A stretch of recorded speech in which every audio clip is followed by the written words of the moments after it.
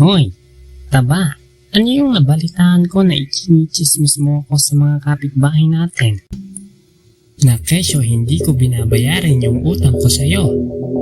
Ikaw nga dyan yung may utang na loob sa akin eh. Nitong nakaraang bumagyo, isinilong ko yung mga sinumpay mo pati yung mga panty mo na butas-butas na nanggigitata. Wala akong alam sa mga sinasabi mong payalot ka. Nagsisimula ka na naman ng issue. Siguro talo ka na naman sa tokens. O kaya naman, kulang na naman inabot sa'yo ng mister mo kasi lasinggero yung asawa mo. Wala kang pakialam sa aming mag-asawa. Ikaw nga yung mga paninda mong karni dyan, mga botya na.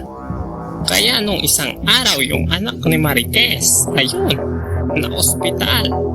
Dahil ilang araw nang dumi ng dumi.